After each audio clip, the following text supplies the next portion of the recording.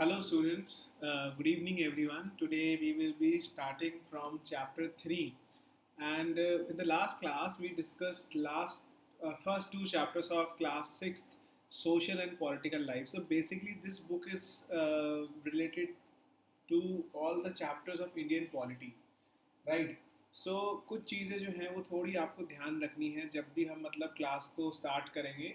एक चीज़ में एक रिक्वेस्ट है आप लोगों से कि जैसे क्लास जो है वो कभी कभार 7:30 पे स्टार्ट होगी, कभी 7:35 पे होगी। क्लास के स्टार्ट होने से पहले जैसे निशा ने आज कमेंट कर रखे हैं पहले से ही दैट क्लास स्टार्टेड और नॉट, तो इसी के ही फॉर्म में आप क्या करेंगे, अपने जो भी डाउट्स हैं वो क्लास स्टार्ट होने से पहले ही कमेंट सेक्शन में पुट कर देंगे, राइट। जैसे ही क्लास स्टार्ट होगी हम वैसे ही क्या करेंगे यहाँ पर कि क्लास स्टार्ट होते ही सबसे पहले I will be addressing your doubts. उससे ये फ़ायदा रहेगा कि आपके जो डाउट्स हैं वो then and there will be resolve. आपको नेक्स्ट क्लास का वेट नहीं करना पड़ेगा कि मेरे डाउट जो हैं वो अभी भी नहीं रिजॉल्व हुए, क्योंकि अगर आपको एक चीज़ नहीं समझ आएगी तो फिर दूसरी चीज़ समझने में प्रॉब्लम हो जाएगी, राइट। तो पिछली क्लास में हमने डिस्कस करा था प्रेजुडिस के बारे में, डिस्क्रिमिनेशन के बारे में। थोड़े इंपॉर्टेंट नहीं है ये टॉपिक्स, राइट। मतलब ये टॉपिक्स जो हैं वो इतने इंपॉर्टेंट नहीं है, लेकिन हमें अपनी एनसीईआरटी जो है वो कवर टू कवर पूरी करनी है। दैट इज़ वाई जो है मैं आप लोगों के साथ ये मतलब सब कुछ कर रहा हूँ, राइट। तो हमने स्टीरियोटाइप्स के बारे में बात करा, तो डिस्क्रिमिनेशन के बारे में बात करा कि कितना जो है वो हमारी सोसाइटी में आज भी डिस्क्रिमिनेशन देखने को मिलता है। So after realising all these things हमने क्या देखा यहाँ पर, हमने ये चीज़ें देखी कि जो हमारे कॉन्स्टिट्यूशन मेकर्स हैं दे मेड श्योर कि भाई ऐसी चीज़ें ना हो, वापस से ऐसी चीज़ें ना हो जो हम प्री इंडिपेंडेंट टाइम में देखते रहे, राइट। प्री इंडिपेंडेंट पीरियड में जो हमने इनइक्वालिटी देखी, इनजस्टिस देखा, डिस्क्रिमिनेशन देखा on the basis of caste, on the basis of religion, on the basis of I'll say on the basis of race, ethnicity, gender and other things, attire as well. तो अब हमें ये चीज़ें ना देखने को मिले। दैट इज़ वाई हमने देखा कि जो लीडर्स थे उन्होंने यहाँ पर बोला कि भाई हमें अपना कॉन्स्टिट्यूशन ऐसे प्रिपेयर करना है कि everybody should feel equal. Okay, application आप वेबसाइट पर जाकर डाउनलोड कर सकते हो, राइट। वेबसाइट पर जाकर आप डाउनलोड कर सकते हो। मेरी तरफ से जो भी आपकी पीडीएफ है वो कंटेंट टीम को जा चुकी है। You will be getting that, you will be getting the this PDF very soon, बल्कि 2 से 3 फॉर्म में आपको दी जाएगी, पीडीएफ, पावर पॉइंट प्रेजेंटेशन और वर्ड प्रेजेंटेशन, राइट। जेवीज एप्लीकेशन पे नॉट श्योर, बट आप एक बार वेबसाइट पर जाकर देखो, आप वेब ब्राउजर से लॉगिन करके देखो, तब आपको मिल जाएगी। अब देखो यहाँ पर क्या हुआ कि एक स्टोरी बता रखी है। मैं आपको बस एक स्टोरी आप लोगों के साथ शेयर कर रहा हूँ जो कि एनसीईआरटी में ही मेंशन कर रखी है। इसमें ये बता रखा है कि जब doctor doctor B R Ambedkar जो हैं वो एक रेलवे स्टेशन पर वेट कर रहे थे, एंड रेलवे स्टेशन पे वेट कर रहे थे, तो जो वो और उनका जो वो था, लाइक उनकी एज जो थी वो बहुत छोटी थी, मतलब he was very young at that time period. तो I guess he was around 10 और 12। तो उन्होंने मतलब अपनी एक मेमोरी, एक बायोग्राफी में ये चीज़ें लिखी हुई है कि किस तरीके से मेरे साथ ये डिस्क्रिमिनेशन हुआ है। तो उन्होंने ये डिस्क्रिमिनेशन अपने बायोग्राफी में लिखा, डिस्क्रिमिनेशन जो उनके साथ हुआ। उन्होंने बताया कि मैं जो है वो अपने फादर का वेट कर रहा था एक रेलवे स्टेशन पर, और उस रेलवे स्टेशन पे जब मैं वेट कर रहा था तो मेरे अटायर को देखकर कोई भी ये नहीं कह सकता था कि मैं एक महार जाति का लड़का हूँ।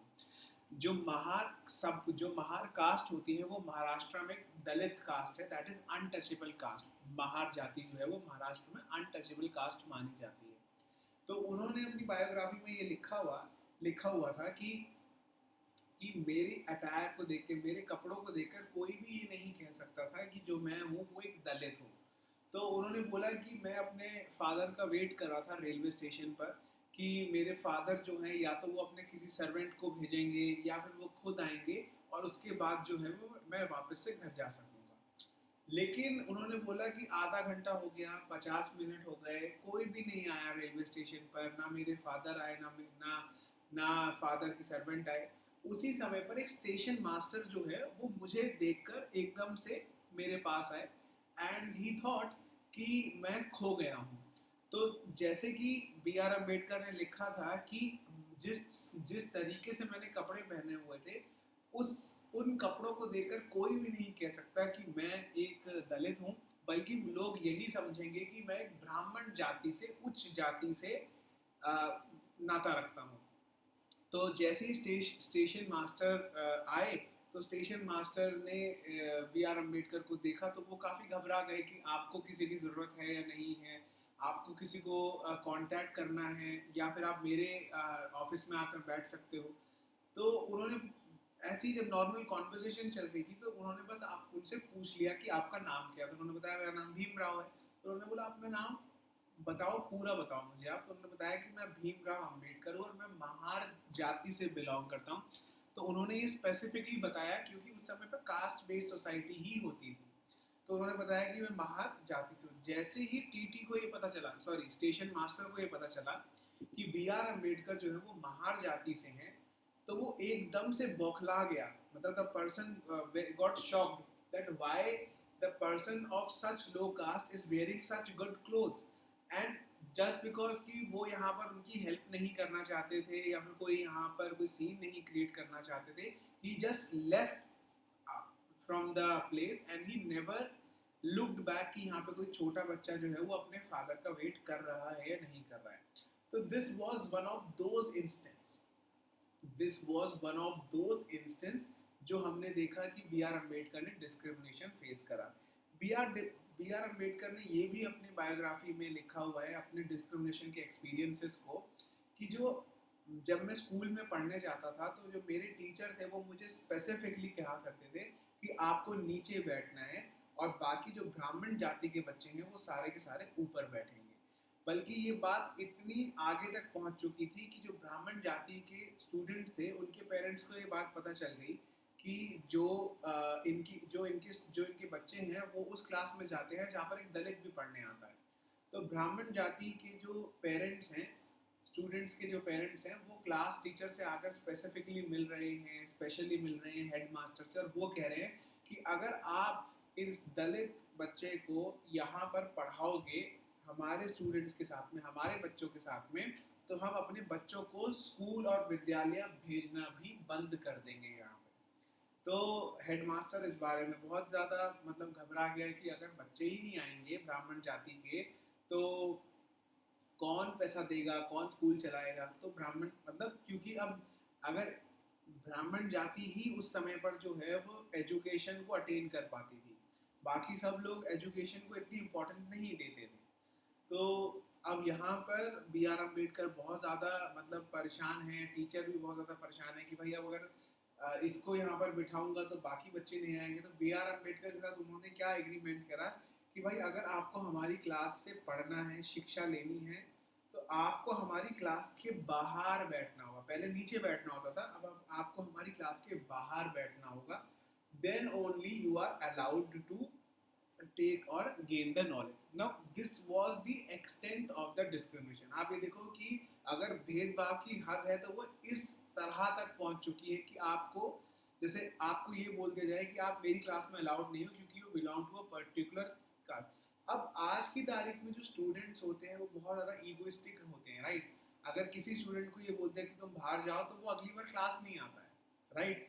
लेकिन अब अगर किसी को सच में पढ़ने की जो इच्छा होती है ना, किसी को पढ़ने की इच्छा होती है, तो वो उसे कैसी भी आप सिचुएशन में डाल दो, वो तब भी जो है वो नॉलेज गेन करेगा, राइट। तो नॉलेज गेन करना जो है वो आपके लिए एक पर्पस होना चाहिए कि नॉलेज गेन करना ही मेरा यहाँ पर एक मेरे लिए अचीवमेंट है।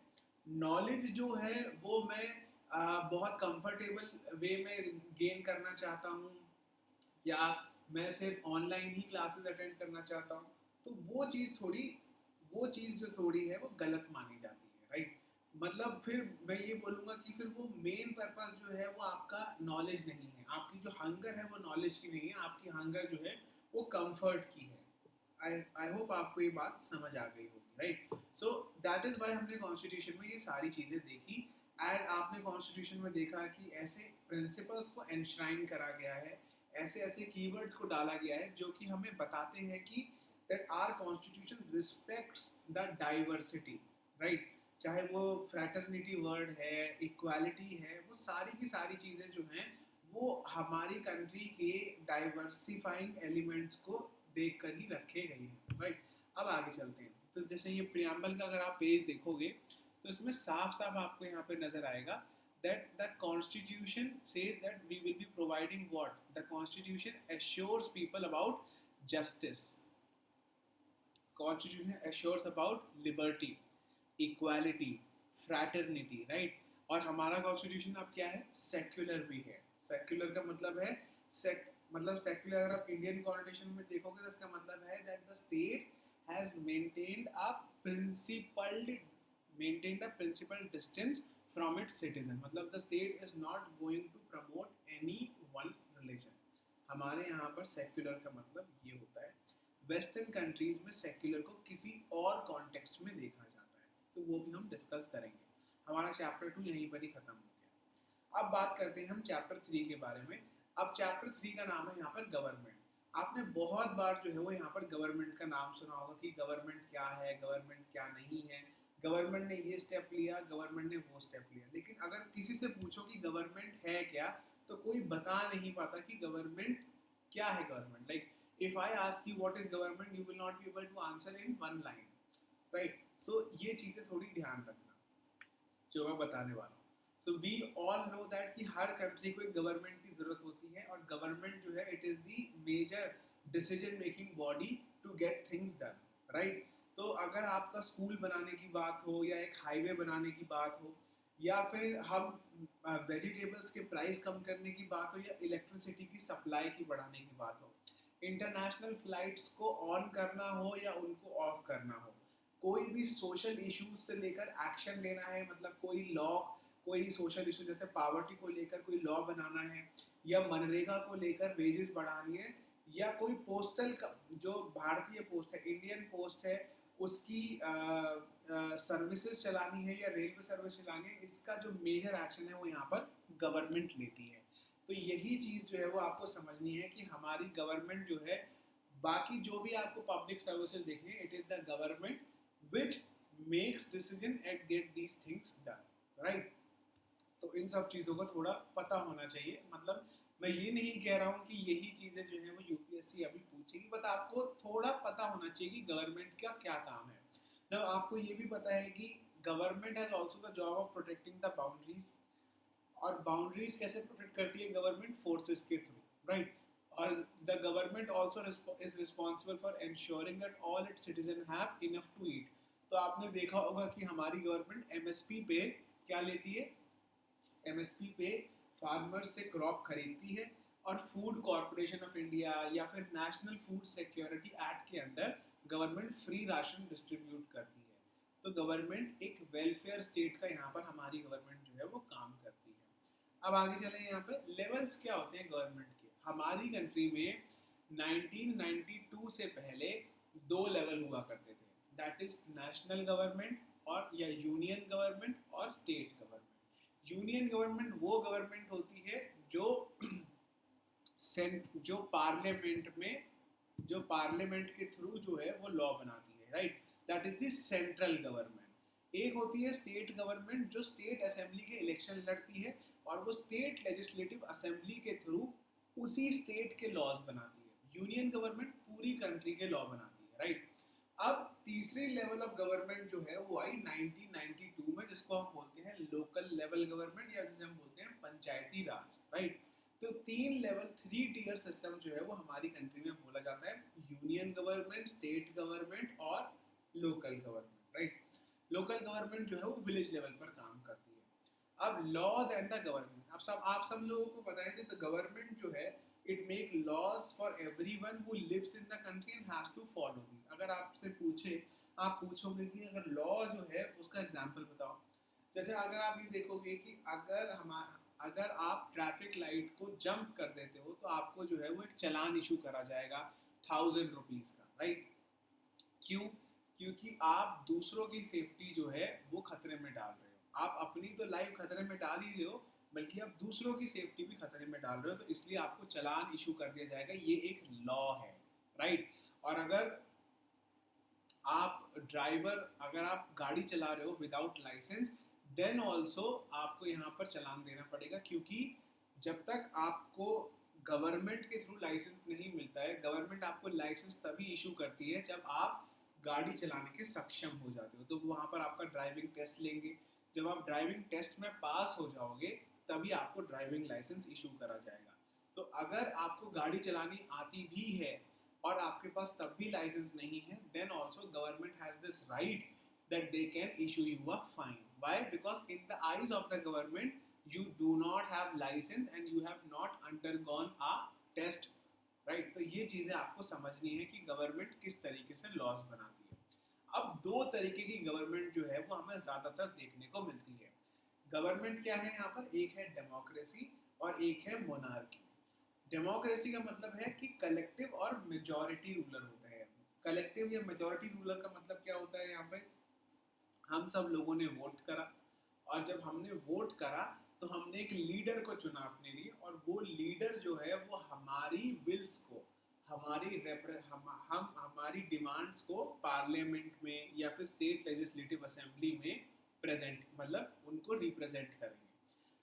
डेमोक्रेसी को हम बोलते हैं रिप्रेजेंटेटिव गवर्नमेंट। रिप्रेजेंटेटिव गवर्नमेंट का मतलब जैसे कि I am casting my vote, ठीक है, असेंबली इलेक्शन हो रहे हैं तो मैं अपना वोट डाल रहा हूँ। जब इलेक्शन होने वाले होते हैं ना, कि इलेक्शन में वोटिंग स्टार्ट होने वाली होती है, तो बहुत से लोग जो हैं वो खड़े होते हैं इलेक्शन में एमएलए बनने के लिए, मेंबर ऑफ पार्लियामेंट बनने के लिए। जब मेंबर ऑफ पार्लियामेंट और मेंबर ऑफ लेजिस्लेटिव असेंबली जो हैं वो लोगों से मिलने आते हैं कि भाई हम जो है वो आपके लिए ये काम करेंगे, तो वो लोगों से पूछते हैं कि आपको इस इलाके में या आपको अपनी ज़िंदगी में क्या क्या तकलीफ झेलनी पड़ती है, जो सरकार, जिसमें सरकार आपकी मदद कर सकती है। तो आप बोलोगे कि जो रोड है ये बहुत ख़राब है, इसकी वजह से मेरा एक्सीडेंट हो चुका है, स्ट्रीट लाइट जो है वो रात को नहीं जलती है, तो वो बहुत ज़्यादा अनसेफ है।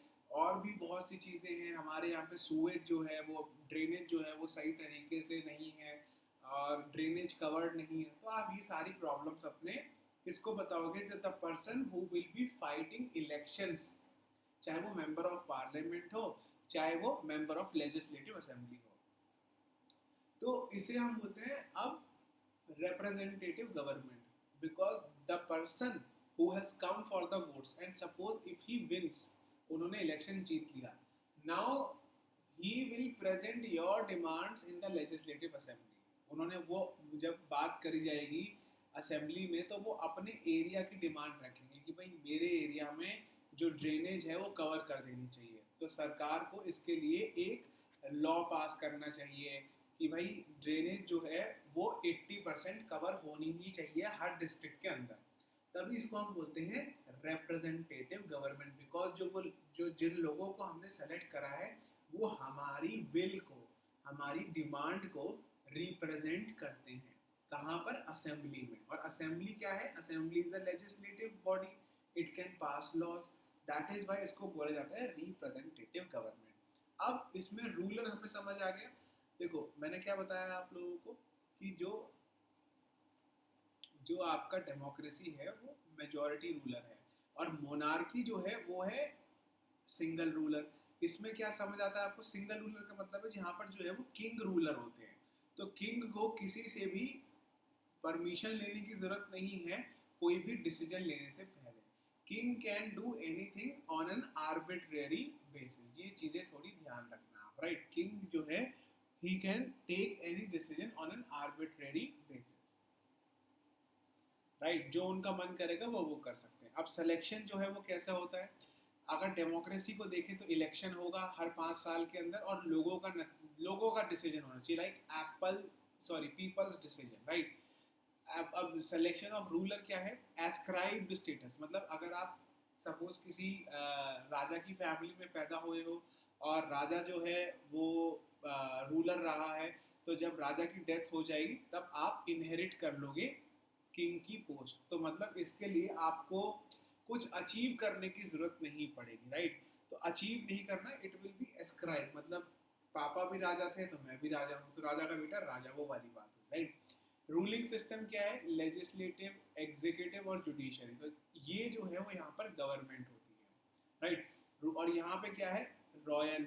रॉयल जो है वो यहाँ पर गवर्नमेंट, मतलब अपनी पाप, मतलब यहाँ पर क्या करते हैं, लॉज बनाते हैं।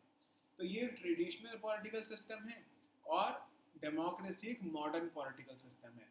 तो अगर हम डेमोक्रेसी के बारे में बात करें तो ब्रिटिश ने जो है वो सबसे ज़्यादा पहले, it is the oldest democracy in the world, rather sorry, America is the oldest democratic country in the world. Political rights में क्या है, right and power meant to the royal families, मतलब रॉयल फैमिलीज के पास ही सिर्फ powers हैं। लेकिन आप डेमोक्रेसी में देखोगे तो लोगों को भी बोलने का हक दिया जाता है। टाइप ऑफ अथॉरिटी क्या है, ट्रेडिशनल अथॉरिटी है, और ये है रैशनल और लीगल अथॉरिटी। रैशनल का मतलब क्या है कि this is the correct way of distributing power, कि लोगों के हाथ में पावर है और वो अपनी पावर अपने लीडर को दे रहे हैं। अगर लीडर इस पावर का मिसयूज करता है तो 5 साल बाद ये पावर वापस से लोगों के पास में आ जाएगी, और लोग नया लीडर खड़ा कर देंगे, राइट। ये चीजें आपको समझनी है। यहाँ तक आपको क्लियर हो गया जो भी मैं आपको पढ़ा रहा हूँ? Is this topic clear to everyone कि यहाँ पर गवर्नमेंट कितने लेवल्स की होती हैं, डेमोक्रेटिक गवर्नमेंट में, या सॉरी डेमोक्रेसी और इसमें क्या फ़र्क होता है, ये सारी चीज़ें क्लियर हो गई।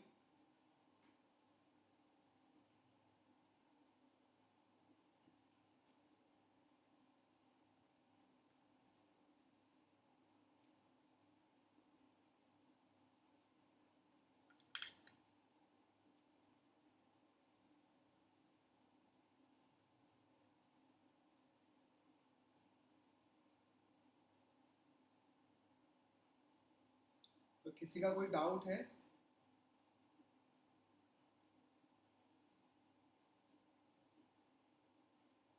Any doubt?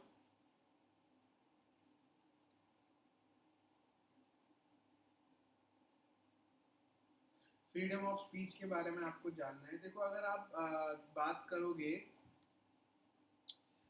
उसके बारे में, अगर आप बात करते हो ट्रेडिशनल अथॉरिटी के बारे में या राजा महाराजा के टाइम पे, तो there was no freedom of speech at that time. Freedom of speech का मतलब है कि आपको बोलने का अधिकार नहीं है। जैसे सपोज राजा ने किसी चीज़ के ऊपर टैक्स लगा दिया, इसे बोलते हैं हम हिंदी में कर, का प्लस रा, उसे बोलते हैं हम कर। राजा ने सपोज किसी चीज पर टैक्स लगा दिया, राइट।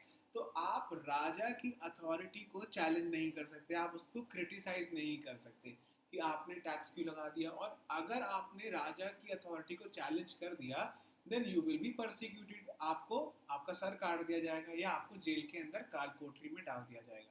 लेकिन इंडिया में अगर आप डेमोक्रेसी में देखते हो तो you have been given a freedom of speech. Article 19 में क्या है, you have a right of what, freedom of speech and expression. You can express your anger, you can express your opinion toward the policies of the government. आप the Hindu का newspaper पढ़ के देखो, तो आपको जो भी एडिटोरियल्स नजर आएंगे वो गवर्नमेंट को बहुत ज़्यादा क्रिटिसाइज करते हैं कि गवर्नमेंट ऐसा कर रही है, गवर्नमेंट वैसा करती जा रही है। बीजेपी गवर्नमेंट जो है वो ऑटोक्रेटिक होती जा रही है, एनार्की होती जा रही है, या बोलेंगे काउ विजिलेंटिज्म बहुत ज़्यादा है, एक रिलीजन को फॉलो कर रही है। क्या गवर्नमेंट इन लोगों को जेल में डाल रही है? नहीं, because they are expressing their rights of freedom of speech. They are expressing their anger, they are expressing their discontent with the government policies because they follow or they subscribe to different ideology, whereas the government is following the rightist ideology, right? तो democracy में फ़ायदा यही होता है कि आप लोगों को बोलने का मौका दिया जाता है, आप लोगों को अपना ओपिनियन रखने का मौका दिया जाता है, right. This is the primacy, this is the basic premise of freedom of speech. अब अगर हम डेमोक्रेटिक गवर्नमेंट के बारे में बात करें तो इंडिया इज अ डेमोक्रेसी, और सब लोगों को पता है कि इंडिया को डेमोक्रेसी जो है वो एक दिन में नहीं मिली थी। It was struggles of more than 100 years. So this achievement of democracy is the result of long and eventful struggle of the Indian people. मतलब the people of the India, the leaders of the India, they struggled for a long period of time. Even leaders like Mahatma Gandhi, Jawaharlal Nehru, Lala Lajpat Rai, Madan Mohan Malviya was imprisoned for more than 4 or 5 years in their freedom struggle. Then only with the long term negotiations we were able to achieve democracy. We were able to achieve independence. So there are other places in the world जहाँ पर उन्होंने भी बहुत ज़्यादा struggle करा है in order to achieve democracy. अगर आप उसके बारे में बात करो, साउथ अफ्रीका के बारे में, then it was Nelson Mandela who brought democracy earlier. वहाँ पर अपार्थाइड कल्चर हुआ करता था, जहाँ पर सिर्फ वाइट्स को ही बोलने का मौका दिया जाता था. But after Nelson Mandela was taken out of the jail, he fought election and then he won the election in South Africa and then he crusaded the democracy in all over the country. So democracy का मतलब क्या होता है? Democracy is made up of two words, that is demos and kratos, right? It is rule of people, right? Demos plus kratos, ये दो Latin word है. बस आपको अंडरस्टैंडिंग के लिए बता रहा हूँ कि क्या चीज़ है क्या चीज़ नहीं है, राइट? ये चीज़ आपको थोड़ा ध्यान रखना है बस. Demos and kratos. So basic idea is that people rule themselves by participating in the making of these rules, right? Yes, Nisha, you are right here. So अब हमें क्या देखने को मिल रहा है कि people rule themselves. अब कैसे they are ruling themselves? They are voting. Voting is also an expression. अगर कोई पूछेगा आप वोट कर रहे हो तो you are expressing what? You are exercising your right, which comes under Article 19. You are exercising your right to what? Freedom of speech and expression.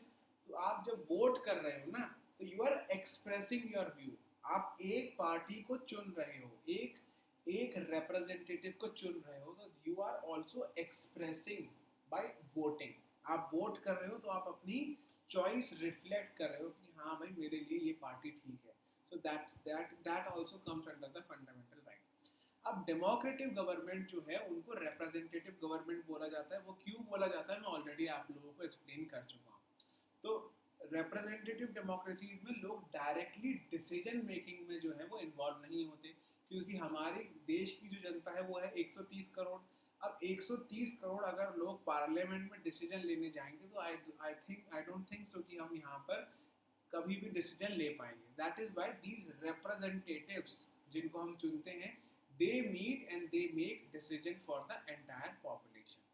लेकिन government can not call itself democratic unless उसके पास universal adult franchise हो. Universal adult franchise का मतलब ये है कि हमारी कंट्री में जितने भी एडल्ट्स हैं, यानी कि एडल्ट की डेफिनेशन हमारे यहाँ पर 18 है. अगर आप 18 साल के ऊपर हो तो आपको एक एडल्ट माना जाता है. तभी आप 18 साल के बाद जो है वो एक सिगरेट की शॉप से सिगरेट खरीद सकते हो, क्योंकि आपके पास अब इतनी अंडरस्टैंडिंग है कि smoking is injurious to your health, और ये आप अपनी विल के साथ कर रहे हो. 18 साल से पहले अगर आप सिगरेट खरीदते हो तो वो एक दंडनीय अपराध है, राइट? 18 साल से पहले ना ही आप यहाँ पर क्या कर सकते हो, ना आपको गाड़ी का लाइसेंस भी इशू नहीं होगा. तो 18 साल के बाद you are also eligible for a voter ID card where you can vote for the leaders. You can vote for the person who is standing up in the election. तो universal adult franchise का मतलब यही है, all the adult in our country are allowed to vote. आप लोगों को बहुत इस चीज़ को देखकर मतलब शॉकिंग लगेगा कि अमेरिका को इंडिपेंडेंस जो है वो 18th सेंचुरी में मिली थी. 18th सेंचुरी में अमेरिका को 19th सेंचुरी में इंडिपेंडेंस मिल गया था. आई गेस 1773 की बात है ये, जब आई गेस उनको इंडिपेंडेंस मिली थी. और वुमेन को 1900 तक जो है वहाँ पर वोट करना अलाउड नहीं था. मतलब इवन आफ्टर 100 और 150 ईयर्स ऑफ इंडिपेंडेंस अमेरिका में women were not allowed to vote. तो वहाँ पर यूनिवर्सल एडल्ट फ्रेंचाइज नहीं था. रादर ये भी बोला जाता है कि अमेरिकन्स ने वुमेन को अलाउ करा है वोट करने के लिए 1940, जब इंडिया जो है वो अपने इंडिपेंडेंस गेन करने में आसपास था, या बल्कि इंडिया के भी बाद उन्होंने करा है, राइट।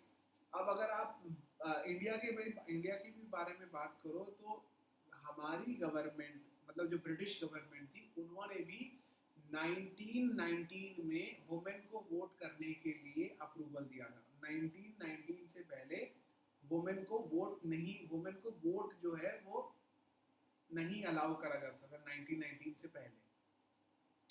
अब इंडिपेंडेंस से पहले, जैसे मैंने बताया, आपने अगर मॉडर्न हिस्ट्री पढ़ी होगी तो आपने ये भी देखा होगा, only a small minority was allowed to vote and therefore they came together to determine the fate of the majority।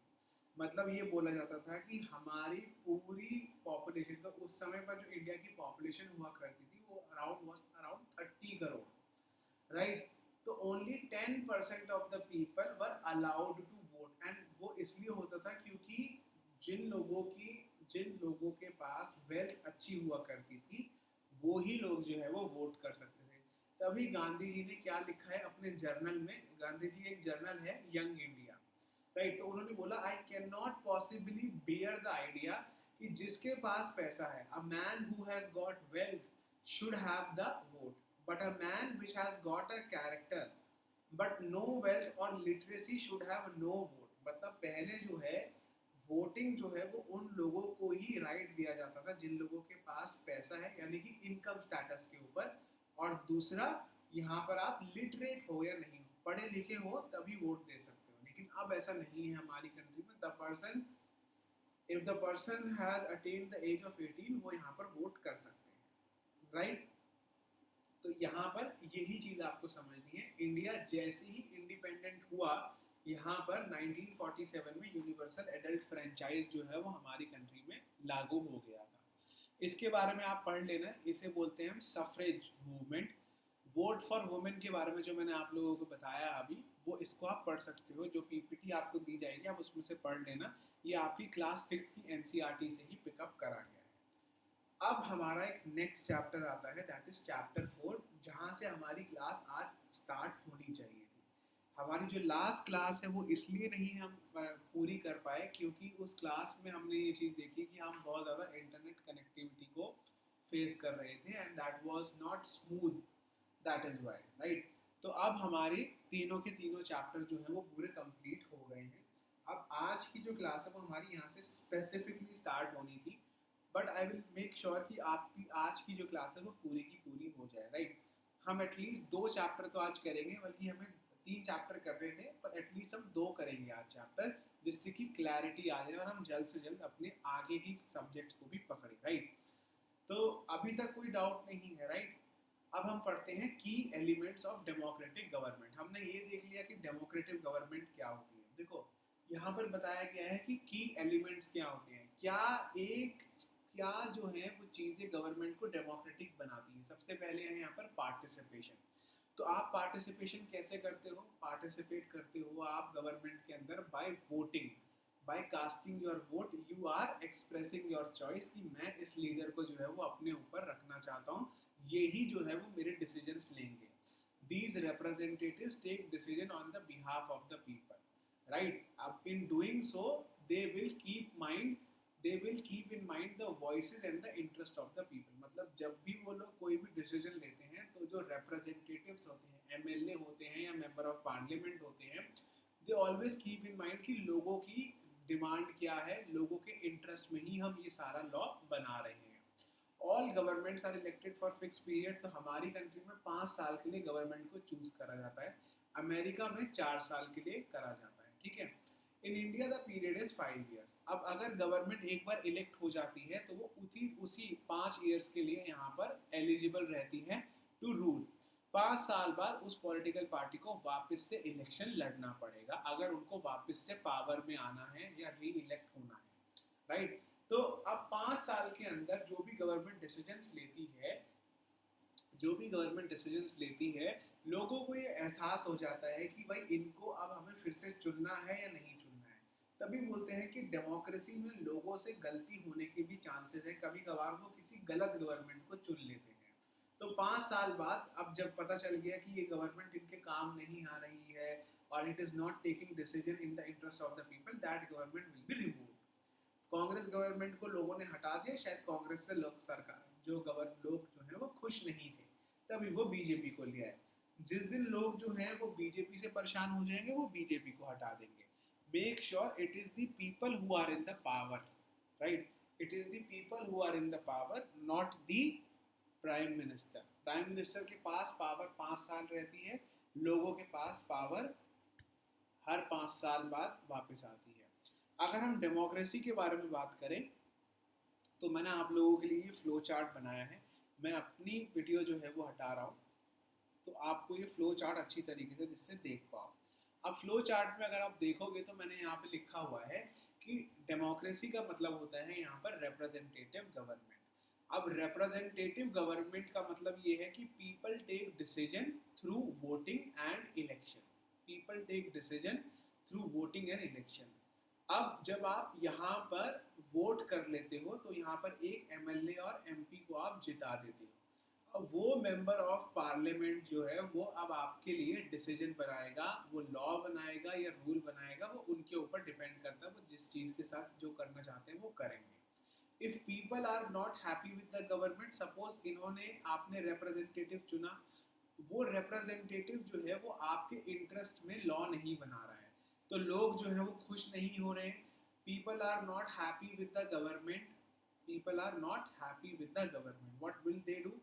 Now we all know तो गवर्नमेंट जो है वो 5 साल के लिए इलेक्ट होती है, it is elected for fix period. So India में हम देखते हैं तो tenure of the government is 5 year. 5 साल बाद हमने यहाँ पर देखेंगे कि लोग जो हैं फिर किसी और लीडर को यहाँ पर चुन लेंगे। जब उनको पता चलेगा कि ये जो रिप्रेजेंटेटिव है हमारी डिमांड को फुलफिल नहीं कर रहा है, तो अब क्या करेंगे हम यहाँ पर, हम किसी और रिप्रेजेंटेटिव को चुनेंगे जो हमारी डिमांड्स को फुलफिल या फिर हमारी इंटरेस्ट को अपने माइंड में रखेगा। तो हमें ये पता चलता है कि जो इलेक्शन है वो गवर्नमेंट की पावर को लिमिट कर देता है, क्योंकि गवर्नमेंट सिर्फ 5 साल के लिए आएगी, जो पॉलिटिकल पार्टी है वो 5 साल के लिए आएगी, लेकिन लोगों की जो पास पावर है वो हमेशा रहेगी, क्योंकि हमारे यहाँ पर एक डेमोक्रेटिक फॉर्म ऑफ गवर्नमेंट है, राइट? अब हमने और क्या चीज़ें देखी कि इलेक्शन में आप यहाँ पर पार्टिसिपेट कर सकते हो, ठीक है? ये अदर वेज क्या है, people participate by taking an interest in the working of the government and by criticising it. और किस तरीके से पार्टिसिपेट कर सकते हो? जैसे एक तरीके से पार्टिसिपेट आप भी करने की अभी कोशिश कर रहे हो, you are preparing for civil services, suppose your paper gets cleared, you will be working with the government, so now you will be participating with the government in the implementation of the laws which are passed by the legislature। suppose लोक सभा ने कोई law पास करा कि transgender को जो भी certificate दिया जाएगा ट्रांसजेंडर का वो खाली डीएम साहब देंगे। अब आप डीएम बन जाते हो, तो अब कोई ट्रांसजेंडर आपसे मिलने आएगा तो आप उनकी फिजिकल वेरिफिकेशन देने के बाद ट्रांसजेंडर का सर्टिफिकेट डीएम का स्टैंप लगाकर उनको दे दोगे। तो you are also participating with the government because you are working with the government. एक है यहाँ पर you are not participating in the working of the government, rather you are criticizing the government कि ये जो लॉ है ये आपने बहुत खराब जो है वो लॉ लेकर आए हो। I am not happy with the law which you have brought. जैसे कि यहाँ पर हमने देखा कि बहुत से फार्मर्स जो हैं वो फार्म लॉज को लेकर परेशान थे, तो वो क्या करते हैं, वो रैली में, धरना में, सिग्नेचर कैंपेन लेकर आते हैं, वो बंद लेकर आते हैं, धरना डालते हैं जंतर मंतर पे। तो आपने इनका नाम बहुत सुना होगा, अन्ना हजारे का। तो इन्होंने ही जो है वो राइट टू इंफॉर्मेशन बिल जो है वो लेकर आए, वो जन लोकपाल बिल को लेकर आए।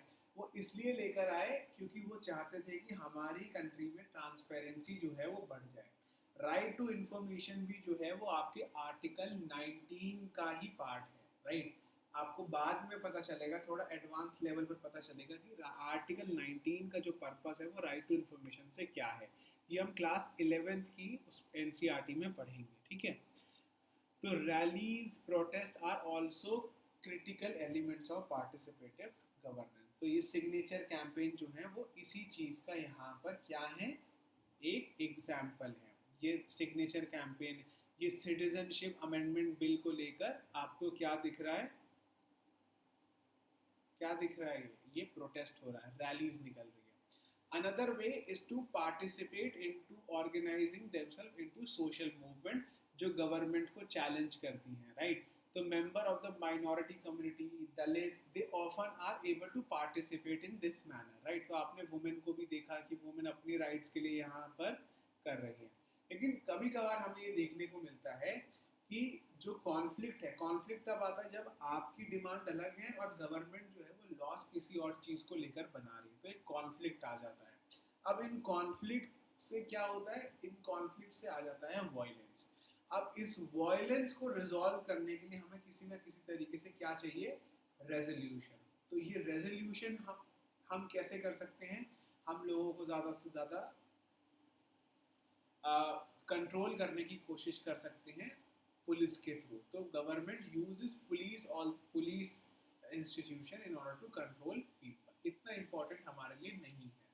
कभी कभार हम ये देखते हैं कि दो स्टेट्स के बीच में भी लड़ाई हो जाती है रिवर्स को लेकर कि पानी जो है वो नहीं छोड़ती। अब देखो मैं आपको यहाँ पर एक बताता हूँ कि इंटर स्टेट रिवर डिस्प्यूट होते कैसे हैं।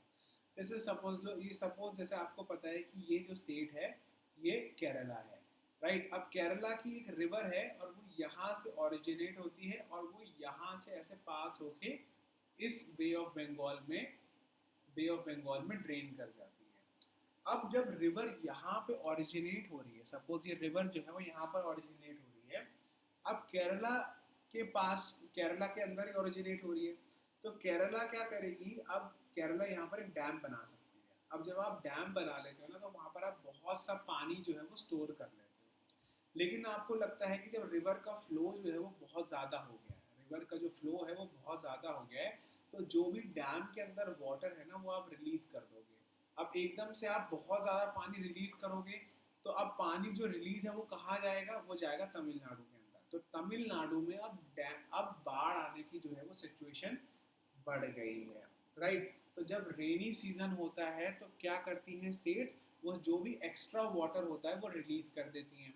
तो जो नीचे वाली स्टेट होती है ना, इसे हम बोलते हैं लो राइपेरियन स्टेट, लो राइपेरियन स्टेट, इनमें बाढ़ आ जाती है। और जब ड्राई सीजन होता है, गर्मियों का सीजन होता है, तो जो रिवर होती है वो लीन हो जाती है, मतलब उनमें पानी की जो कमी हो जाती है, तो वो सारा का सारा पानी जो है वो यहाँ पर आपका कहाँ रख लेती हैं, अपने डैम के अंदर स्टोर कर लेती हैं।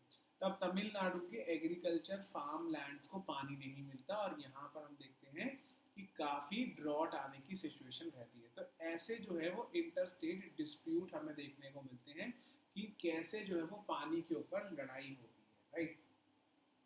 तो conflict arises because both dams are on the same river. Downstream dam in Tamil Nadu can only be filled up जो कर्नाटका से पानी जब छोड़ेंगे तभी आएगा, राइट। कर्नाटका से, केरला से, ये सारी चीजें। One of the key ideas of democratic government is commitment to equality and justice. तो ये सारी की सारी चीजें आपको हमारे प्रियम्बल में भी मिल जाएंगी। तो इक्वालिटी और जस्टिस जो है वो जब तक आपकी सोसाइटी में नहीं होगा तब तक हम ये नहीं बोल सकते कि भाई जो हमारी गवर्नमेंट है वो डेमोक्रेटिक है। इक्वालिटी का मतलब है everybody is equal before the law, और जस्टिस का मतलब ये है that we are giving you the justice. If you have been done wrong तो आपको जस्टिस दिया जाएगा सोसाइटी के थ्रू, राइट। अब अब जैसे हमारी कंट्री में पहले मैंने बताया था डिस्क्रिमिनेशन बहुत है, तो अब गवर्नमेंट ने उसके लिए लॉ बनाया है अनटचेबिलिटी को बैन करने के लिए, राइट, जिसे हम बोलते हैं protection of civil right act 1955। फिर एक है prevention of atrocities, prevention of atrocities to scheduled tribes and scheduled caste act 1989। वो इसलिए बनाया गया है जिससे कि अगर कोई भी पर्सन शेड्यूल कास्ट को, शेड्यूल ट्राइब को डिस्क्रिमिनेट करता है कि आप छोटी जाति से हो तभी मैं आपका झूठा पानी नहीं पीऊँगा, या मैं आपको यहाँ से इस कुएं से पानी नहीं निकालने दूंगा, तब उस पर्सन को अंडर रेलेवेंट प्रोविजंस उसको सज़ा दी जाएगी, राइट। तो ये चीज़ें जो है वो आपको समझनी है। ये है जस्टिस की फिगर और ये है इक्वालिटी की, everybody is equal before the law, ठीक है।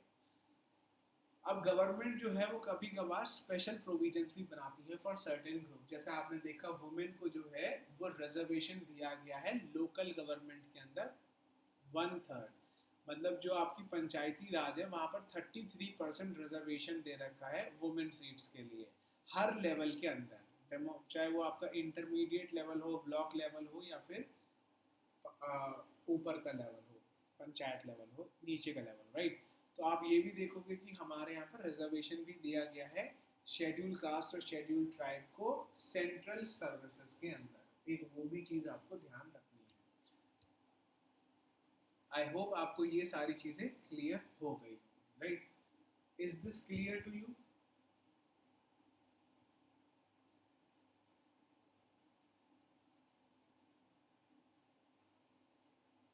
जो भी यहाँ पर ऑनलाइन है वो मुझे एक बार बता दें कि आपको ये चीज़ें क्लियर हो गई या नहीं हो गई।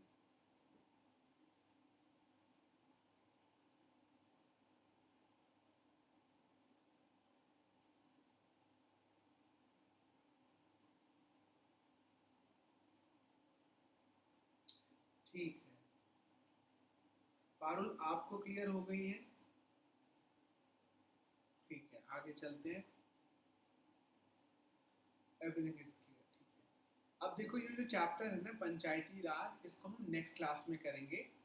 मेरी बात सुनो, क्लास खत्म नहीं हो रही है। अब मैंने आप लोगों को बताया कि 3 लेवल्स की गवर्नमेंट है हमारी कंट्री में। फर्स्ट इज यूनियन लेवल, फिर है स्टेट लेवल, फिर है लोकल लेवल। तो सेंट्रल गवर्नमेंट जो है वो यूनियन लेवल पर होती है। स्टेट लेवल पर जो है वो गवर्नमेंट जो स्टेट लेवल पर होती है, और एक होती है पंचायती राज, या फिर आपकी होती है म्यूनसिपल कॉरपोरेशन जो होती है लोकल लेवल पर, राइट। तो लोकल गवर्नमेंट में दो तरीके की गवर्नमेंट्स होती है, एक होती है रूरल गवर्नमेंट और एक होती है अर्बन गवर्नमेंट। तो ये लोकल बॉडीज होती हैं, एक होती है आरएलबी और एक होती है यूएलबी। आरएलबी का मतलब होता है रूरल लोकल बॉडी, और अर्बन लोकल बॉडीज होती हैं यूएलबी। तो अभी जो है वो हम डिस्कस करने वाले हैं अर्बन लोकल बॉडीज के बारे में। आज जो है वो अर्बन लोकल बॉडीज के बारे में आपको मैं बहुत अच्छी तरीके से एक चैप्टर बताने वाला हूँ। ये है हमारा चैप्टर 6, राइट। ये हमारा चैप्टर 6 है। हम चैप्टर 5 अभी स्किप कर रहे हैं क्योंकि अभी जो है वो इसमें कंटेंट जो है वो सिर्फ एनसीईआरटी से लिया गया है। मैं अपनी तरफ से भी कुछ कंटेंट डालना चाहता हूँ इसमें। मैं नहीं चाहता कि सिर्फ किताबी ही नॉलेज आप पढ़ो, मैं चाहता हूँ कि और भी चीज़ें आपको मिले, राइट। अब आगे चलते हैं। अब है हमारा यहाँ पर क्या चीज़, चैप्टर 6 है जहाँ पर बात करी जा रही है अर्बन गवर्नमेंट के बारे में। अब इसमें एक कहानी बताई गई है, राइट। अब कहानी बताई गई है दो फार्मर्स के बीच में, और इन फार्मर्स का नाम है रघु और मोहन। रघु और मोहन जो हैं वो खेत पड़ोसी हैं। खेत पड़ोसी का मतलब ये है कि इन दोनों के जो एग्रीकल्चर लैंड है वो एक दूसरे से बिल्कुल जुड़े हुए हैं, तभी इनको बोला जाता है ये खेत पड़ोसी हैं। So the boundary of the two land is called bund. ये चीज ध्यान रखना। जब जैसे ये जो दो लैंड है ये जुड़ा हुआ है ना, ये लैंड, इस बाउंड्री को हम बोलते हैं बंड। जैसे एक ये लैंड हो गया, लैंड 1, और एक लैंड ये हो गया, लैंड 2। तो इन दोनों की बाउंड्रीज जो है वो कन्वर्ज हो रही है, तो इस बाउंड्री को हम बोलते हैं बंड। अब यहाँ पर पता चल रहा है कि रघु और जो मोहन है वो दो फार्मर्स हैं। अब यहाँ पर बोला गया कि जो रघु है उसने अपने लैंड का जो है वो मार्जिन इंक्रीज कर दिया। जैसे सपोज ये लैंड है और इसको आप दो में डिवाइड कर दो, ये लैंड रघु का है और ये लैंड मोहन का है। रघु ने क्या बोला कि भाई जो मेरे लैंड की बाउंड्री है ना वो ये नहीं है, वो ये है। तो मेरा लैंड जो है वो यहाँ से लेकर यहाँ तक है। अब प्रॉब्लम क्या है कि इसकी वजह से मोहन का जो लैंड है वो छोटा हो गया है। अब इसके बाद जो है वो बहुत ज़्यादा डिस्कशन चलने लगता है, राइट। क्वेरल का मतलब होता है लड़ाई, राइट। लड़ाई झगड़ा हो गया विलेज के अंदर। तो ये पूरा जो चैप्टर है वो इसी के ऊपर दे रखा है। अब क्या बात हो रही है यहाँ पर कि लड़ाई हो गई यहाँ पर विलेज के अंदर। तो जब विलेज के अंदर लड़ाई हो जाती है तो क्या करा गया, अब रघु और मोहन के बीच में लड़ाई हो गई। तो पहले डिस्कशन के बाद मतलब खूब यहाँ पर एक दूसरे ने नेगोशिएट करने की कोशिश करी, बट रघु ने बोला कि भाई जो मेरा लैंड है वो तो मेरा ही लैंड है, यहाँ पर मैं नहीं मानता कि ये लैंड आपका था। मेरा लैंड तो बल्कि यहाँ तक ही है, तो मैं नहीं मानूंगा कि मेरा लैंड यहाँ तक है, क्योंकि मेरे हिसाब से लैंड यहाँ तक है। अब उसके बाद क्या होता है, यहाँ पर लड़ाई हो गई जब, तो लड़ाई होने के बाद रघु ने मोहन को बहुत मारा। जब रघु ने मोहन को बहुत ज्यादा मार दिया, तो गांव वाले सब इकट्ठे हुए और उन्होंने बोला कि भाई चलो हम पुलिस स्टेशन चलते हैं, और जो सबसे बड़ा पुलिस स्टेशन है ना वहीं पर ही रिपोर्ट लिखवाएंगे, क्योंकि वहां पर अच्छे अच्छे ऑफिसर्स होंगे। तो किसी ने इस बारे में जो है वो यहाँ पर ये बताया कि भाई आप जो है ना वो उसी जगह पर रिपोर्ट लिखवा सकते हो जो आपके एरिया के अंदर पुलिस स्टेशन है, राइट। तो every police station has an area that comes under it control, right. तो जिस एरिया में आप रहते हो ना वहां पर ही एक पुलिस स्टेशन होगा। तो अगर आप एक स्टेट में रहते हो और हर स्टेट के अंदर कुछ एरियाज डिवाइडेड है, राइट, एक स्टेट जो है वो कुछ एरियाज में डिवाइडेड होता है।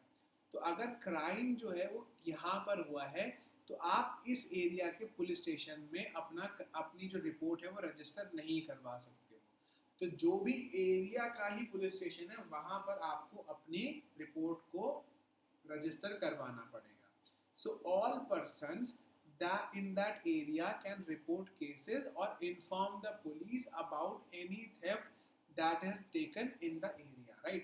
अगर आप इस मार्जिन पर भी होना, तो अब जिस मार्जिन पर आपका जो ज्यादा पार्ट रहेगा वहां पर ही होगा। जैसे मैं आपको बताता हूँ, like in year 2017, in 2017 I met with a motorcycle accident, and this is a true incident which I am telling you.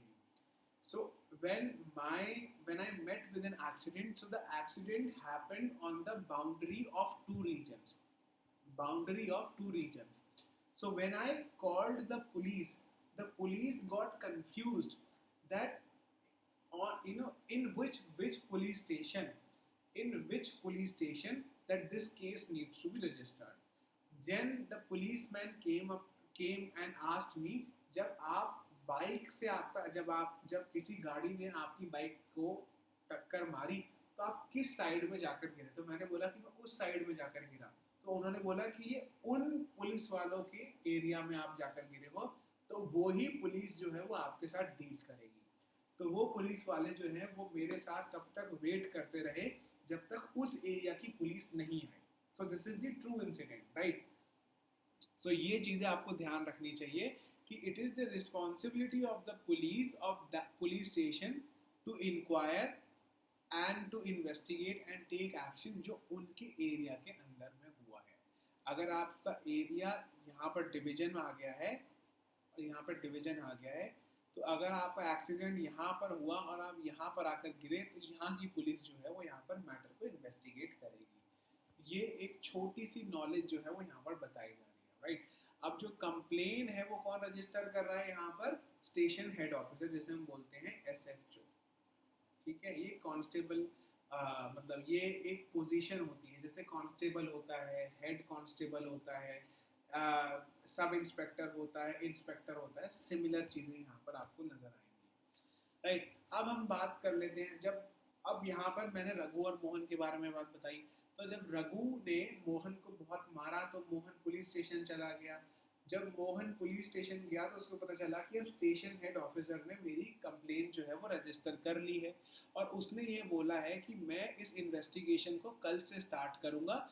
मैं अपने किसी एसोसिएट को, यानी कि किसी हेड कांस्टेबल को, सब इंस्पेक्टर को जो है वो आपके विलेज भेज दूंगा, और उस विलेज में आकर वो जो है वो इन्वेस्टिगेशन स्टार्ट कर देगा कि आप दोनों की लड़ाई क्यों हुई और इसका पर्पस क्या है। तो अब यहाँ पर जो हेड कांस्टेबल है वो विलेज पहुंच जाता है, और वो विलेज पहुंचने के बाद पूछता है कि भाई आपकी लड़ाई क्यों हुई। तो रघु बोलता है कि मैंने अपना लैंड जो है वो इनसे ले लिया, इन्होंने मेरा लैंड जो है वो कब्जा कर रखा था। अब पुलिस वाला जो है वो किसी की बात पर ऐसे तो बिलीव करेगा नहीं कि भाई रघु ने बोला है तो मेरा लैंड है, तो कैसे हम मान लें। Now they will be looking at the land records. अब आपको ये पता होना चाहिए कि रूरल एरिया के अंदर लैंड रिकॉर्ड्स किसके पास होते हैं, तो आंसर इज कॉल्ड पटवारी। ये एनसीईआरटी में इंफॉर्मेशन दे रखी है that measuring land and keeping land record is the main work of the पटवारी। पटवारी को अलग अलग एरिया में अलग अलग नामों से भी जाना जाता है, जैसे कि कुछ जगह पर इन ऑफिसर्स को बोला जाता है लेखपाल। लेखपाल का मतलब समझ रहे हो आप, ये लिखत पढ़ी का काम होता है कि आपने देखा पहले कि लैंड का साइज क्या है, और उस लैंड के साइज के पढ़ने के बाद आपने लिख लिया कि भाई क्या जो है वो लैंड का साइज था, राइट। इनको कानूनगो भी बोलते हैं। ये एक मेडिवल इंडिया का टर्म है जिसे हम बोलते हैं कानूनगो। जब हम मेडिवल इंडिया पढ़ोगे तो वहां पर इस टर्म को भी पढ़ोगे। कुछ लोग इनको बोलते हैं कानूनगो, वो की गलत प्रोनाउंसिएशन है, कानूनगो। मेडिवल इंडिया में जब इस टर्म को लिखा जाता है तो क्यू से लिखा जाता है, राइट, कानूनगो।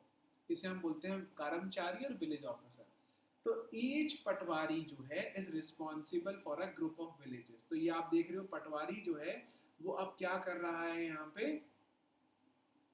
वो अब इन दोनों के बारे में लिख रहा है कि इनको लैंड जो है वो इनका रिकॉर्ड क्या है। So the patwari maintains and updates the records of the village. The patwari usually has ways of measuring agriculture land. अब एग्रीकल्चर फील्ड को जो है वो पटवारी के पास अलग अलग तरीके होते हैं to measure the agriculture field. तो अगर उसे किसी खेत का डिस्टेंस नापना है तो वो कैसे करेगा, तो उसके पास एक चेन होती है जिसे हम बोलते हैं सर्वे चेन, या फिर बोलते हैं हम लॉन्ग चेन। इस लॉन्ग चेन में क्या करेगा कि एक एंड पर जो है वो पटवारी एक एंड को यहाँ एक एंड पर लैंड के ये रखेगा और दूसरे एंड तक ये लेकर जाएगा जब तक फील्ड खत्म नहीं हो जाती है, राइट। तो इसका एक पर्टिकुलर वो होता है, क्या होता है, डायमेंशन होता है कि ये इतने, एक जो डंडा होता है कि इतने मीटर का है, इतने सेंटीमीटर का है। तो ये ऐसे जो है वो पूरा फील्ड को नाप लिया जाता है। अब क्या है, the patwari is also responsible for organising the collection of land revenue from the farmers and providing the information. तो पटवारी के पास सारी इंफॉर्मेशन होती है कि कितना लैंड रेवेन्यू जो है वो इनको मिल रहा है। जैसे कोई जमींदार है, जमींदार के बारे में पटवारी ने लिखा हुआ है कि इसने कितने किराए पर ये ज़मीन एक किसान को दे रखी है, किस तरीके का जो क्रॉप है यहाँ पर उगाया जाता है। और पटवारी जो है ये सारी की सारी चीज़ें गवर्नमेंट में डिपॉजिट कर देता है, सबमिट कर देता है। The patwari provides information to the government about the crops grown in the area. तभी जो है वो पटवारी की पोजीशन हमारी सोसाइटी में और हमारी इकोनॉमी में बहुत इंपॉर्टेंट है, क्योंकि इससे हमें एग्रीकल्चर डेटा सारा मिलता रहता है। तो फार्मर्स में चेंज द क्रॉप्स ग्रोन, तो और दे में डिग अ वेल समवेयर। तो पटवारी जो है वो सारा का सारा यहाँ पर इस चीज़ को अपडेट करता रहता है रेवेन्यू डिपार्टमेंट के साथ में, right. Senior people in this department supervise the Patwari work. तो जैसे आपने सुना होगा तहसीलदार एक पोजीशन होती है, तहसीलदार जो है वो रेवेन्यू डिपार्टमेंट को हेड करते हैं। तो तहसीलदार पटवारी के काम को बार बार सुपरवाइज करते रहते हैं, राइट। अब एक यहाँ पर आप पूछोगे कि खसरा नंबर भी होता है। जो खसरा नंबर होता है ना, खसरा रिकॉर्ड, खसरा रिकॉर्ड में पटवारी लिखता है कि किस नाम से लैंड है, कितना उसका साइज है और कितने क्या क्रॉप उस पर उगाया जा रहा है। तो ये खसरा का क्या है, एक एग्जाम्पल है। तो ये लिखेगा खसरा 5, खसरा 5 में लिखेगा कि कितना एरिया है, किसके नाम पर है। तो वो देख लेगा कि मोहन का जो लैंड है वो कितना है, वो है 0.7 है, 0.75 हेक्टेयर। रघु का कितना लैंड है, 2.75। तो पटवारी अब चेक करेगा कि भाई मोहन का लैंड 2005 में कितना था और मोहन का और रघु का लैंड कितना है। अगर रघु ने लैंड अगर बढ़ाया है तो यहाँ पर हमें पता चल जाएगा, क्योंकि हमारा जो रिकॉर्ड है वो 10 से 15 साल पुराना है। तो इसलिए पटवारी की यहाँ पर हेल्प ली जाती है लैंड डिस्प्यूट को सॉल्व करने के लिए, राइट। तो खसरा, ये खसरा में क्या है आपको सब पता चल जाएगा कि आपका किस नाम से ये लैंड रजिस्टर्ड है, मोहन है, सन रघु है, मध्य प्रदेश है, ये सारी चीज़ें आपको पता चल जाएगा, ठीक है। अब देखो लिखा हुआ नेम ऑफ ओनर, तो यहाँ पे लिखा हुआ है Madhya Pradesh government grass land, मतलब अब ये सरकार की जमीन है, ये यहाँ पर ये बोला जा रहा है, ठीक है। आई होप ये सारी चीज़ें क्लियर हो गई हों। अब ये levels of the government already पढ़ा चुका हूँ। यूनियन गवर्नमेंट है, लोक स्टेट गवर्नमेंट है, और ये लोकल गवर्नमेंट है। तो हम बात क्या कर रहे थे, रूरल एरिया के बारे में बात कर रहे थे कि रूरल एरिया में क्या क्या चीज़ें होती हैं। आई गेस ये सारी चीज़ें आपको क्लियर हो गई होंगी। All the states in India are divided into districts. हमारी कंट्री में जहाँ तक मुझे पता है अराउंड 698 डिस्ट्रिक्ट्स हैं। आप किस डिस्ट्रिक्ट में रहते हो ये भी आपको पता होना चाहिए। डिस्ट्रिक्ट जो है वो आगे जाकर और डिवाइड होता है सब डिवीजन के अंदर, सब डिवीजन के अंदर। और इस सब डिवीजन को अगर आप डिवाइड कर दोगे आगे जाकर तो फिर वार्ड्स आ जाएंगे, वार्ड्स, राइट। सब डिवीजन को अलग अलग नामों से जाना जाता है, जैसे तहसील, तालुका, राइट। आपने सुना होगा जो भी आईएएस पास कर लेते हैं वो सबसे पहले सब एसडीएम बनते हैं, तो वो बनते हैं सब डिविजनल मजिस्ट्रेट। उनके 5 से 6 साल बाद वो बन जाते हैं डीएम, तो that is called district magistrate. जो स्टेट पीसीएस का पेपर पास कर लेते हैं वो बनते हैं सीधा एसडीएम, और वो 8 से 9 साल बाद जो है, या कभी कभार 10 साल बाद जो है वो बनते हैं डीएम। आई होप ये सारी चीजें आपको क्लियर हो गई होंगी, ठीक है। अब और क्या है, they also supervise the work of the patwari. वो मतलब जो एसडीएम है वो तहसीलदार से बात करते हैं सीधा, राइट। तहसीलदार क्या है, वो रेवेन्यू डिपार्टमेंट को हेड करते हैं एक डिस्ट्रिक्ट के। तहसीलदार के ऑफिस में ही सब लैंड डिस्प्यूट वगैरह जो है वो बात वहीं पर ही सारी कर दी जाती है। और डिस्ट्रिक्ट मजिस्ट्रेट का जो ऑफिस होता है उसी में ही एसडीएम बैठता है। उसी एसडीएम के ऑफिस से ही आपको कास्ट सर्टिफिकेट मिल जाएगा, लैंड रिकॉर्ड की कॉपी मिल जाएगी। स्टूडेंट जो है वो कास्ट सर्टिफिकेट ले सकते हैं। तो जो भी स्टूडेंट जैसे यूपीएससी के लिए अपियर करते हैं तो अगर उन्हें ईडब्ल्यूएस का सर्टिफिकेट चाहिए, ओबीसी का सर्टिफिकेट चाहिए, एससी का सर्टिफिकेट चाहिए, तो ये सिर्फ कहाँ मिलता है आपको, डिस्ट्रिक्ट मजिस्ट्रेट के ऑफिस में मिलता है, ठीक है। अब यहाँ पर एक लॉ पास हुआ है। क्या लॉ पास हुआ है कि भाई पहले जो है वो लैंड जो था वो फीमेल इनहेरिट नहीं कर सकती, women can not inherit the land अपने फादर का। लेकिन 2005 के बाद से अमेंडमेंट आया है that even women can inherit the land of the disease father. मतलब जैसे अगर किसी की फादर की डेथ हो जाती है या फादर जो है वो अपनी प्रॉपर्टी नाम करना चाहते हैं, तो पहले women were not allowed to inherit the property. 2005 में लॉ पास करा गया, अब वुमेन जो है वो प्रॉपर्टी को इनहेरिट कर सकती है, राइट। तो ये टॉपिक जो है वो हमारा यहीं पर ही खत्म होता है, जहाँ पर हमने ये देखा कि भाई रघु और मोहन की लड़ाई हो गई।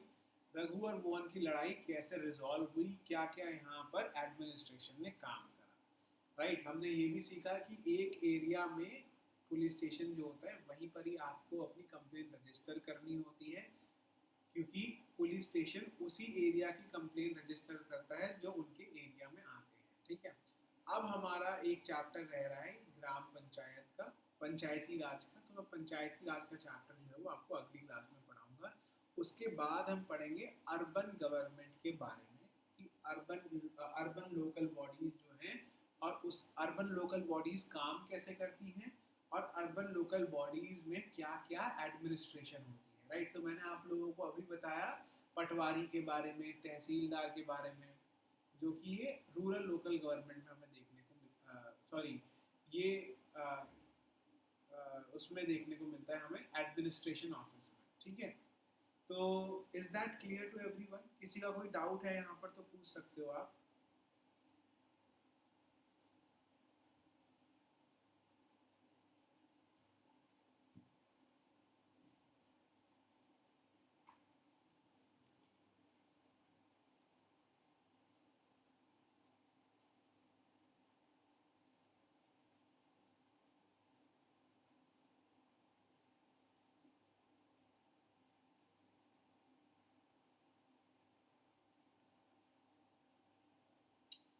ठीक है, जो भी आपके डाउट होंगे वो थोड़ा तैयार रखे रखना, ठीक है। अब आपका मेरे ख्याल से जब आपकी क्लास 7th और 8th की भी एनसीईआरटीज कवर होने लगेंगी, देन आपको एक टेस्ट भी दिया जाएगा एमसीक्यू का, तो मेक श्योर आप उसको भी सॉल्व करें, ठीक है। तो आज की क्लास हम यहीं पर ही ख़त्म करते हैं। दो या अब हमारे दो चैप्टर जो हैं वो बहुत मतलब मिनिमल रह गए हैं। तो अगली क्लास में हमारी एनसीईआरटी जो है वो पूरी की पूरी ख़त्म हो जाएगी, ठीक है। तो मैं क्लास को थोड़ा इस समय पर छोटा रख रहा हूँ। लाइक मेरी क्लास जो है वो आपको नज़र आ रही है 1 घंटे 10 मिनट की है, 1 घंटे 15 मिनट की है। आने वाली क्लासेस थोड़ी लंबी रहेंगी, तो मेक श्योर कि आप जो है वो ज़्यादा देर टाइम मतलब बैठने के लिए भी तैयार रहें, ठीक है। तो क्लासेस जो हैं वो मतलब 1.5 घंटे या पौने 2 घंटे तक जाएंगी, 1 आवर 30 मिनट्स 1 आवर 45 मिनट्स। क्योंकि अब जैसे जैसे हमारी क्लास का लेवल बढ़ता चला जाएगा, हम चैप्टर्स को जल्दी जल्दी ख़त्म करेंगे और ज़्यादा से ज़्यादा चैप्टर करने की कोशिश करेंगे, जिससे कि हम आप आगे आपका जो सिलेबस है वो टाइम पर ख़त्म कर सकें, राइट। अगर मुझे एक्स्ट्रा क्लासेस लेने की ज़रूरत पड़ी तो मैं एक्स्ट्रा क्लासेस भी लूँगा। सिलेबस ख़त्म करने की जल्दी नहीं है, बस कॉन्सेप्चुअल क्लैरिटी आपके माइंड में आनी चाहिए, right. So thank you everyone. आज यहीं पर हम अपनी क्लास ख़त्म करते हैं। अगली क्लास में हम डिस्कस करेंगे लोकल गवर्नमेंट और अर्बन गवर्नमेंट के बारे में, ठीक है। पंचायती राज के बारे में बात करेंगे और म्युनिसिपल कॉरपोरेशन और म्युनिसिपल काउंसिल में क्या फ़र्क होता है ये बात करेंगे। एक म्युनिसिपल कॉरपोरेशन जो है वो पैसा कैसे कमाती है, इन सब चीज़ों के ऊपर भी रोशनी डालेंगे। So thank you everyone and best of luck for your preparation and keep up the hard work. Thank you.